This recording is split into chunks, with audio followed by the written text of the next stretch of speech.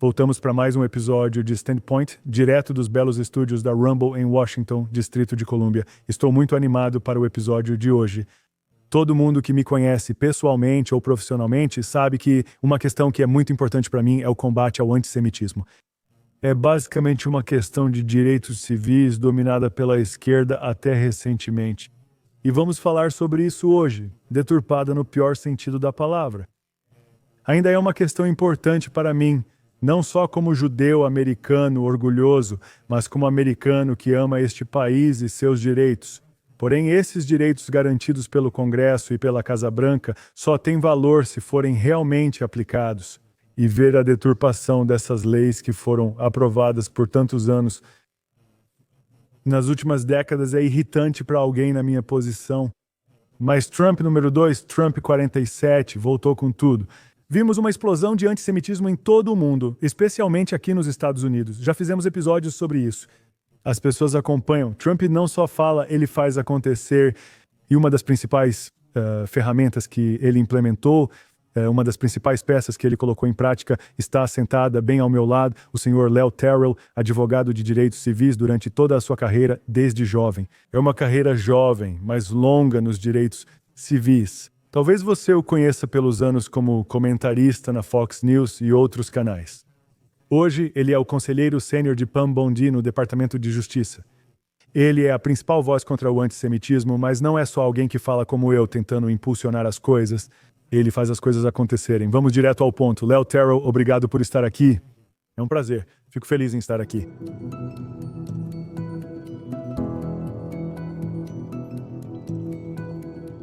A esquerda abandonou seu compromisso com os direitos civis. Quando se tratava de garantir que todos fossem tratados de forma justa, os democratas, dos quais eu fazia parte, costumavam estar na linha de frente e se orgulhavam de garantir que todos fossem tratados de forma justa. Eles abandonaram esse compromisso, ignoraram o fracasso em combater o antissemitismo. Como advogado de direitos civis há 35 anos e conhecedor da relação entre judeus e negros americanos, onde judeus ajudaram a fundar a Associação Nacional para o Progresso de Pessoas de Cor, eles marcharam nas ruas nos anos 60 para garantir aos negros americanos os mesmos direitos dos demais. Enquanto estamos aqui hoje, o Partido Democrata abandonou a comunidade judaica americana. Ou dizer agora, sem importar filiação partidária, temos o presidente certo que se comprometeu a acabar com o antissemitismo. Nós temos o procurador-geral certo para ocupar essa posição de lei e justiça para acabar com o antissemitismo. E eu tenho orgulho de trabalhar com o presidente Trump e Pam Bondi para eliminar o antissemitismo. É um compromisso 24 horas, 7 dias por semana. Tenho o privilégio de estar nessa posição e quero garantir que as pessoas entendam que isso não é uma questão apenas judaica. Isso é uma questão americana, isso é uma questão bipartidária, isso é algo com o qual todos precisam se comprometer. Os direitos fundamentais de praticar sua religião e de ter liberdade neste país são essenciais. Judeus americanos foram privados disso. Queremos garantir esse direito.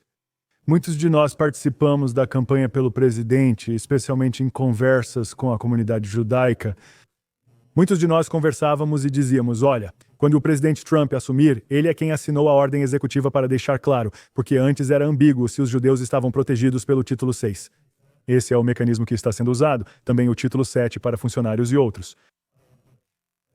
Ele vai entrar lá e vai começar a trabalhar para proteger a comunidade judaica, tentando defender contra esse aumento do antissemitismo. E obviamente você estar no lugar onde está é prova disso, mas você pode nos dar um pouco mais de detalhes? Você está aí fora, você se manifesta, mas foi escolhido para essa posição. O que o presidente ou Pam Bondi te disseram sobre a missão? Por que isso é importante para a política do presidente Trump?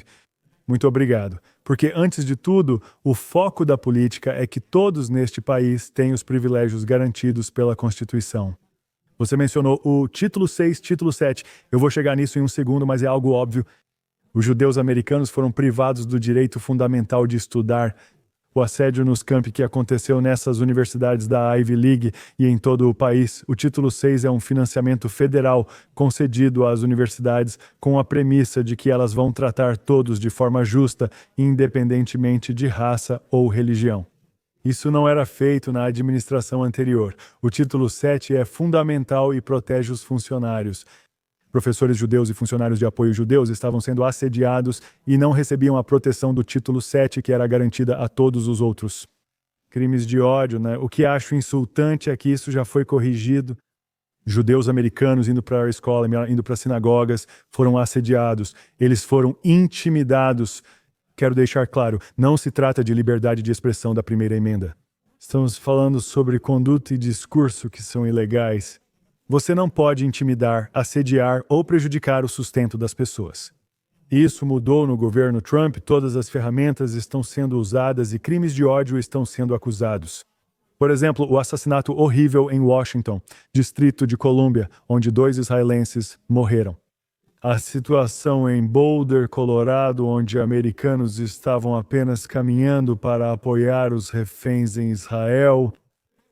Eles foram atacados com coquetéis Molotov, algo que não será permitido sob o governo Trump. E o que estou dizendo a vocês é que penalidades civis e criminais estão sendo aplicadas contra aqueles que acham que podem sair impunes. Isso não vai acontecer sob a administração Trump-Monday. O mais incrível para mim é que também atuo como presidente voluntário da Fundação Tumor Infantil, uma organização sem fins lucrativos de pesquisa médica. Quando o financiamento dessas universidades é cortado, mesmo com fundos patrimoniais bilionários, todos se revoltam. Como podem cortar o financiamento se parte é para pesquisa médica importante? Sempre respondo a ele, pois isso é tão importante para mim quanto minha participação em pesquisas médicas sobre doenças raras. Eles só precisam proteger os estudantes judeus. E então eu sempre respondo dizendo, se fosse nos anos 60, certo, antes da Lei dos Direitos Civis de 1964 ser implementada, ou talvez logo depois, você não diria, bem, apenas financie eles mesmo assim, mesmo que não estejam deixando pessoas negras entrarem na escola. Eles deixam entrar, mas obrigam a usar bebedouros separados ou algo assim. Esse tipo de coisa ainda acontece hoje. Muitos evitam essas comparações, mas elas existem. Bom, sabe de uma coisa? Esse é um excelente ponto. E deixa eu te dizer agora, eu não quero mencionar alguns políticos de alto escalão, bem conhecidos, fazendo esse argumento horrível e insultante. Eles falam sobre, você vai tirar o financiamento disso, essa pesquisa valiosa só porque você quer eliminar o antissemitismo? Você está brincando comigo? Eu digo para tirar todo o dinheiro, tire todo o financiamento. Se vocês vão permitir o ódio contra judeus em um campus universitário, não merecem 1 centavo de dinheiro federal. Vocês não querem, os contribuintes americanos não devem subsidiar o ódio. E para aqueles que fazem esse argumento, dizendo que vamos tirar pesquisas importantes, eu tenho uma novidade para vocês. Existem muitas faculdades e universidades que vão aceitar esse dinheiro e garantir que não haverá conduta antissemita em seus campi. Tirem esse dinheiro e redirecionem para faculdades e universidades que tenham o compromisso de garantir que os judeus americanos sejam tratados da mesma forma que os americanos brancos, negros e latinos. Eles devem ser tratados da mesma forma? Com certeza. E na Flórida, só para você saber, há alguns anos nós aprovamos, eu estive envolvido de forma indireta, o estado da Flórida aprovou uma lei com uma definição de antissemitismo que acabou se tornando toda essa questão. A única implementação foi, aqui está a definição.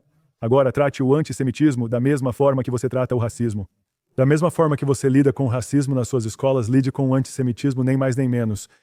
E a comoção foi absurda, para ser sincero. Mas vamos focar, descer, aprofundar só um pouco. Eu sei que você não pode falar sobre processos judiciais em andamento. Tudo bem. Não falaremos de casos específicos, mas ouvimos a mensagem claramente. Espero que todos os americanos ouçam essa mensagem sempre. Nos litígios e disputas, retendo fundos para depois negociar, as universidades têm procurado a administração para negociar.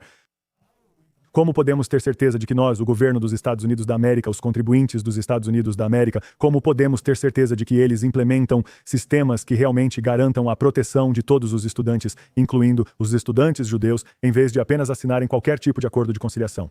Essas escolas estão podres por dentro, cheias de problemas. Então, o que você pode fazer ou o que o governo pode fazer para garantir, da melhor forma possível, que realmente implementemos mudanças nessas universidades? Essa é uma excelente pergunta. E pode acreditar, esse argumento tem sido o ponto central das discussões na administração. Olha, ter esses acordos de conciliação, ótimo. Fazer com que eles paguem uma multa é um ótimo fator de dissuasão. Sempre vai se resumir às pessoas certas implementando as políticas. Veja o que temos agora. Temos o presidente certo, temos o procurador-geral certo. E você tem Léo Terrell, que é um vigilante, eu não vou ceder, ele é imparcial. E como garantimos isso? É o compromisso da administração com a causa para garantir que isso aconteça, para pressionar essas universidades todos os dias. Se eles errarem, você cobra. É aí que o pessoal faz diferença. Não vou mentir para você. Nem todos na administração estão tão comprometidos quanto Trump, Bondi ou Terrell. Temos compromisso 24 horas por dia, 7 dias por semana. E mais importante, precisamos colocar limites agora porque temos o melhor presidente para lidar com essa questão. Temos o melhor procurador-geral, precisamos garantir limites, pessoas e regras certas. Porque depois do Trump, meu Deus, será que vamos ter a mesma fiscalização? Não vou mentir dizendo que já temos, mas estamos trabalhando diariamente para garantir limites que protejam os judeus americanos como todos os americanos, eles têm esse direito. Às vezes, detalhes importam. Vamos aprofundar nas diferenças entre as administrações. Trump assinou a ordem executiva do Título 6 para proteger estudantes judeus. Biden, para dar crédito, não fez o mesmo. Ele não a revogou. Mas o que ele fez, e eu sei disso em primeira mão, porque entrei com uma ação do Título 6 contra a Universidade da Califórnia, Berkeley, porque eles impediram, entre aspas, palestrantes sionistas de participarem ou sionistas tentando entrar em seus grupos, é uma declaração ridícula. E o reitor deles, Chemerinsky, autor do meu livro de Direito Constitucional, parece ter esquecido o que escreveu. Mas é só o sionismo. A maioria dos judeus acredita nisso. Você não pode simplesmente escolher uma crença central e então dizer, se você tem essa crença central, você está fora, certo? Então está claro o que é. Mas o que a administração Biden fez em relação àquela ação do Título 6, quer arriscar um palpite? Bem, me diga você não. Eles deixaram de lado, junto com as outras na prateleira. Bem, sabe de uma coisa? O governo Biden tinha, vou falar de forma geral, porque sou um funcionário do governo, mas a questão aqui é que o Biden tinha esse chamado plano que nunca foi implementado. Eles discutem um plano para combater o antissemitismo. E tudo o que eu posso simplesmente te dizer é o seguinte: quando o governo Trump assumiu, ficamos profundamente desapontados com a falta de ação para proteger os judeus americanos em todos os aspectos da vida. Nas ruas, víamos crimes de ódio nos campi universitários e a negação do direito de fala, sem que nada fosse feito. Sobre a pergunta do bispo sobre garantir proteção, não é possível. Você tem que garantir que, mesmo que tenha as melhores leis, o acordo mais bem redigido, se não tiver as pessoas certas no lugar, isso não vai ser aplicado. E é por isso que estávamos em uma situação tão horrível antes do Trump assumir, antes dele colocar as pessoas dele lá, pessoas comprometidas em eliminar o antissemitismo, pessoas com garra. E se tem uma coisa para te dar outro exemplo que a gente ainda não falou, mas que eu quero mencionar de novo sobre a segurança dos judeus, é o imposto judeu. A exigência de que judeus americanos paguem essa taxa exorbitante para andar na rua, para realizar eventos, por causa das ameaças contra eles, por causa da falta de proteção que não existe para eles. Isso vai mudar porque precisamos garantir, como todo o propósito dessa discussão, é garantir que os judeus americanos, não é uma questão, devem receber esses direitos. Eles têm direito, segundo a Constituição, segundo o título 6, segundo o título 7, segundo o Estatuto de Crimes de Ódio, eles têm direito aos mesmos direitos concedidos a todos os americanos. 2 comentários. Primeiro, respondendo em particular o que pode ser feito que talvez permaneça além do governo. Espero que o próximo presidente, também republicano, seja do mesmo partido. Eles devem manter a prioridade se continuarmos pressionando, mas vejo 2 pontos que podem se estender além de qualquer administração. E a primeira é o mercado. Se conseguirmos mudar a forma como o mercado, nesse caso estudantes e doadores, enxergam suas universidades e as expectativas que eles têm em relação a elas, se perceberem que há um preço a ser pago, talvez a cada 4 anos, talvez a cada 8 anos, mas não é um preço que eles queiram pagar. Se o mercado estiver envolvido, isso pode ser mudado ou causar mudança. O segundo é como a ordem executiva do título 6 que Trump implementou. Eu sei que é a terceira vez que menciono isso, mas por que é tão importante? Biden gostaria de revogar isso, mas precisa de muito capital político para mudar algo já em vigor. Enquanto a administração implementar isso, sim, pode ser revogado. Sim, não podem ser aplicadas no mesmo nível, mas é difícil voltar atrás, certo? Essas são as instituições. Deixe-me te perguntar uma coisa. Estou tentando ser rápido para respeitar o tempo de todos, mas o papel do Departamento de Justiça, vamos falar um pouco sobre as questões legais, tudo o que você puder comentar ou não, só de uma perspectiva geral de política. Muitas ações foram movidas com base no título 6. Muitas ações judiciais baseadas no título 6 foram movidas pelo setor privado. Qual a posição do Departamento de Justiça dos Estados Unidos sobre isso? Ele está se envolvendo, emitindo declarações ou tentando impulsionar esses casos? Vocês só acompanham esses casos? Como o Departamento de Justiça dos Estados Unidos vê esses esforços? Quero responder, mas antes gostaria de voltar a um ponto do mercado, se permitir. Podemos forçar mudanças economicamente. O outro lado recebe dinheiro do exterior, nós sabemos disso. E dinheiro doméstico. Acho que o maior obstáculo para combater o antissemitismo é que estamos perdendo a guerra de relações públicas. Eu nunca vi, em toda a minha vida, esse nível de antissemitismo, porque organizações das quais você esperaria ouvir a verdade não estão dizendo a verdade sobre o que está acontecendo. Prefiro não citar nomes como CNN, MSNBC e New York Times. Eles enganam o público americano sobre a gravidade do antissemitismo, graças a Deus pela administração Trump. Agora, sobre a outra pergunta que você estava fazendo, e eu peço desculpas. Desviei você da pergunta que fez para mim. O papel do Departamento de Justiça? Deixe-me explicar melhor. Vou conferir para não me meter em encrenca. 30 mil pés. Posso simplesmente te dizer o seguinte. O Departamento de Justiça está analisando todos os casos privados, investigando questões que envolvem ações que eles podem tomar por conta própria. Eles estão analisando, mas não posso entrar em detalhes. Posso dizer que tudo está sendo analisado em cada aspecto e está em nível civil. Também está em um nível criminal. Estamos analisando tudo porque o tempo é essencial. E enquanto falamos, o assédio e o antissemitismo foram neutralizados, mas não eliminados. Precisamos manter esse esforço. O governo Trump ainda tem 3 anos e cerca de 125 dias pela frente. E temos que continuar trabalhando nisso em velocidade máxima. O estado administrativo, ou estado profundo, refere-se aos funcionários de carreira do governo que permanecem independentemente de mudanças políticas, não aos cargos nomeados. Estou conversando com várias pessoas nomeadas em diferentes departamentos, divisões. E no Departamento de Justiça, você já enfrentou resistência significativa por parte dos advogados que estão lá no Departamento de Justiça dos Estados Unidos para promover esse tipo de iniciativa que você está promovendo. Essas são as mesmas pessoas que estavam lá há apenas alguns anos, ou no ano passado, apenas cruzando os braços. Ótima pergunta. Tenho orgulho de ter um funcionário de carreira como chefe de gabinete. Olha, isso não é política. Não deveria ser, certo? E não é para mim. Podemos discordar sobre impostos ou política externa, mas combater o antissemitismo é essencial. Nós somos um país que acredita na liberdade religiosa, então deixe-me abordar a questão dos indicados e dos funcionários de carreira. Há pessoas dos dois lados que acham o comportamento antissemita repugnante. Procuro essas pessoas e já encontrei algumas. Isso reafirma o compromisso de eliminar o antissemitismo. É isso que quero, por isso estou recrutando as pessoas certas. Novamente, seguimos as orientações, na minha opinião, do maior presidente da minha vida, do maior procurador-geral da minha vida, e estou usando a liderança e a orientação deles para escolher as pessoas certas. Estou te dizendo, posso usar mais pessoas para ajudar, mas sigo avançando e trabalhando duro, posso me esforçar ainda mais. Normalmente não comento, mas é bom ouvir isso, pois sei que sua tarefa é monumental. Para aqueles de nós que acompanham isso de perto, não são apenas alguns casos, não são apenas algumas situações. Não é só um fórum para essas lutas, são vários. Por isso é preciso uma equipe completa com você. Que bom saber disso. Mas posso te perguntar algo, Léo Terrell? Por que a luta contra o antissemitismo é tão importante para todos os americanos?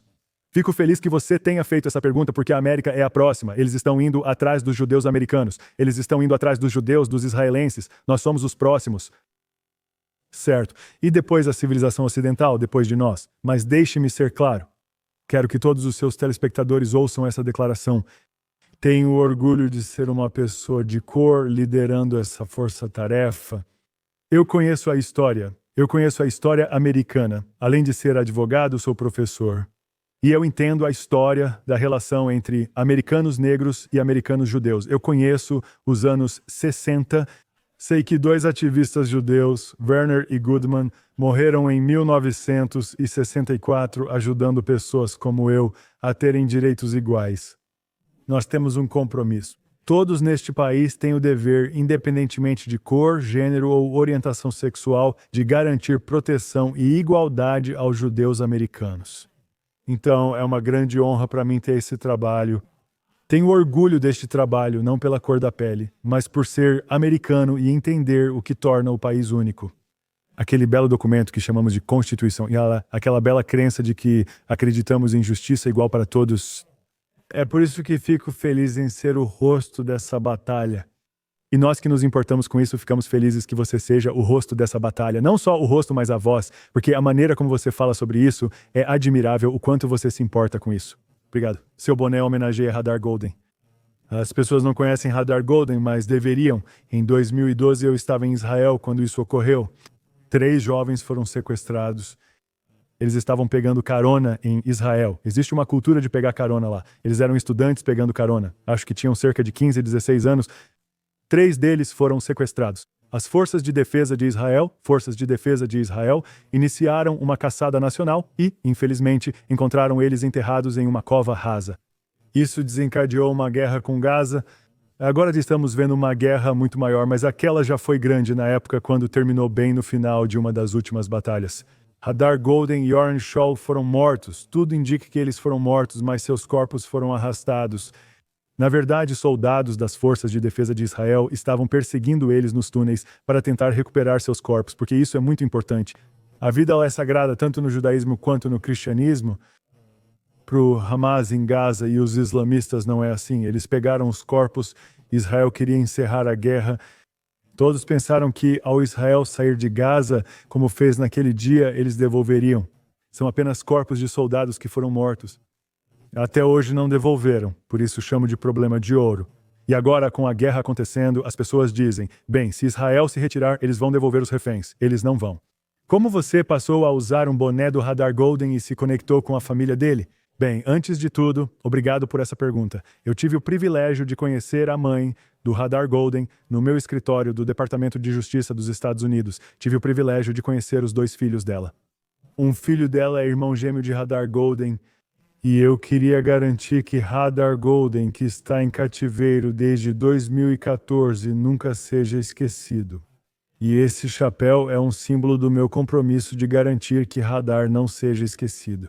Então, sempre que faço qualquer palestra, qualquer podcast, estou usando esse chapéu porque quero que as pessoas entendam o compromisso que o governo Trump, o escritório da Procuradora-Geral Pam Bondi e eu temos de trazer todos os 48 reféns de volta para casa. Um desses 48 é Hadar Goldin. Então, essa é a minha mensagem. Nós nunca esqueceremos e sempre lutaremos para garantir que Hadar e todos os reféns voltem para casa. Léo Terrell, obrigado por mostrar aos nossos telespectadores e ouvintes porque eu estava tão animado em tê-lo no programa.